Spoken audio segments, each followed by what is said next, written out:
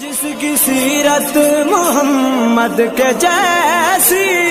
اور صورت میں جو مرتضیٰ ہے، جس کو مادر ملی فاطمہ سی اور نانا ملا مصطفیٰ ہے، جس کو مادر ملی فاطمہ سی۔ اعوذ باللہ من الشیطان الرجیم، بسم اللہ الرحمن الرحیم، الحمد للہ رب العالمین، الصلاۃ والسلام علی اشرف الانبیاء والمرسلین وآلہ الطیبین الطاہرین المعصومین، اما بعد، قال رسول اللہ صلی اللہ علیہ وآلہ وسلم، لو کان العقل رجلا لکان الحسن۔ رسول اکرم صلی اللہ علیہ وآلہ وسلم کا ارشاد گرامی ہے کہ اگر عقل و دانش انسانی صورت میں ہوتی تو یقیناً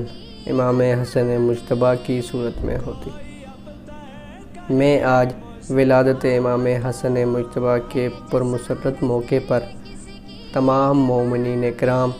اور بالخصوص امام زمانہ عجل اللہ تعالی فرجہ شریف کی خدمت میں ہدیہ تبریک عرض کرتا ہوں۔ 15 ماہ مبارک رمضان کی بابرکت شب میں مدینۃ النبی کے بابرکت گھر کی بابرکت ماں نے بابرکت بیٹے کو جنم دیا۔ ام الفضل کا بیان ہے کہ امام حسن مجتبیٰ کی ولادت سے قبل میں نے خواب میں دیکھا کہ رسول اکرم صلی اللہ علیہ وآلہ وسلم کے جسم کا ایک ٹکڑا میرے گھر میں آتا ہے، تو میں نے اس کی خواب کی تعبیر جب رسالت کائنات سے پوچھی تو انہوں نے فرمایا کہ اس کی تعبیر یہ ہے کہ میری لخت جگر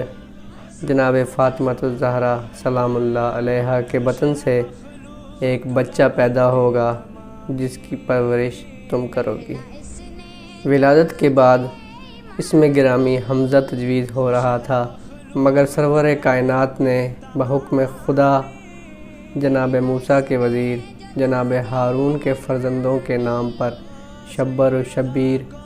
آپ کا نام حسن اور آپ کے بعد آپ کے بھائی کا نام حسین رکھا۔ بہار الانوار میں تحریر ہے کہ امام حسن مجتبیٰ کی ولادت کے موقع پر جناب جبرائیل امین رسول خدا کی خدمت میں تشریف لائے اور ایک سفید ریشمی رومال رسول اکرم کو عطا کیا جس پر حسن تحریر تھا۔ ماہر علم نسب ابو الحسین کا کہنا ہے کہ جناب فاطمہ الزہرا سلام اللہ علیہا کے دونوں شہزادوں کا نام خداوند متعال نے اظہار عالم سے چھپا کے رکھا تھا، یعنی اس سے قبل کسی کا نام بھی حسن اور حسین نہ تھا۔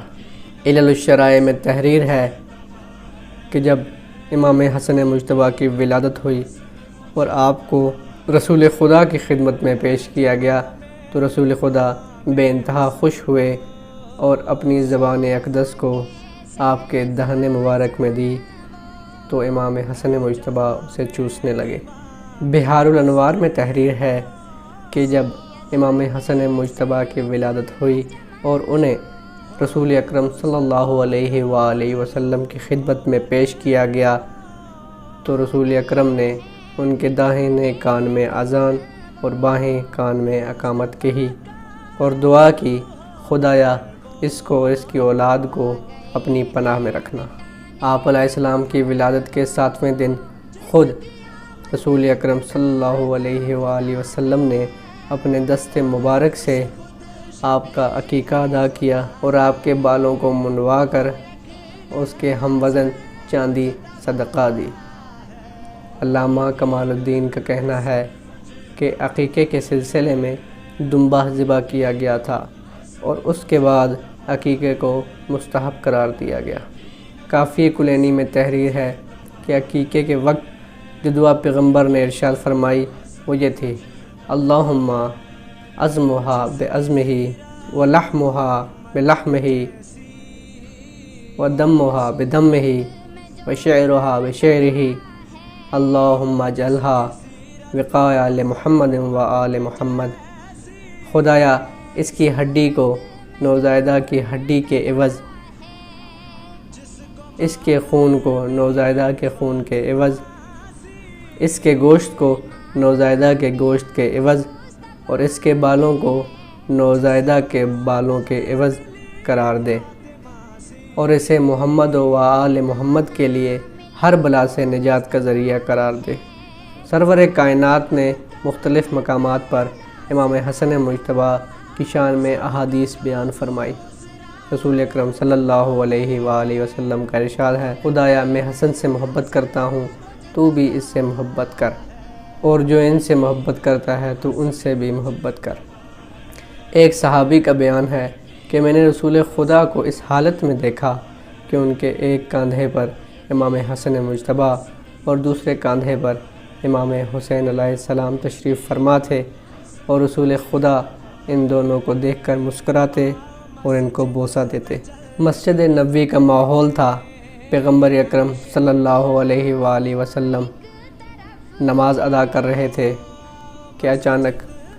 حسن مسجد میں تشریف لائے اور نانا کی پشت پر سوار ہو گئے۔ دیکھنے والوں نے امام حسن مجتبیٰ کو رسول خدا کی پشت سے اتارنے کی کوشش کی، مگر رسول خدا نے اشارے سے منع فرما دیا۔ ایک صحابی کا بیان ہے کہ مجھے اس دن سے امام حسن مجتبیٰ سے اور محبت ہو گئی ہے جس دن سے میں نے دیکھا کہ آپ رسول خدا کی آغوش میں بیٹھے ہیں اور رسول خدا کی ریش مبارک آپ کے ہاتھ میں ہے۔ ایک دن سرور کائنات کسی راستے سے چل رہے تھے اور امام حسن مجتبیٰ کو اپنے کاندھے پر سوار کیا تھا کہ دیکھنے والے نے کہا کہ ماشاءاللہ کتنی اچھی سواری ہے، تو رسول خدا نے ارشاد فرمایا نہیں بلکہ یہ دیکھو کہ کتنا اچھا سوار ہے۔ امام بخاری اور امام مسلم میں تحریر ہے کہ ایک دن رسول خدا جناب حسن مجتبیٰ کو کاندھے پر لیے جا رہے تھے اور ارشاد فرما رہے تھے، خدایا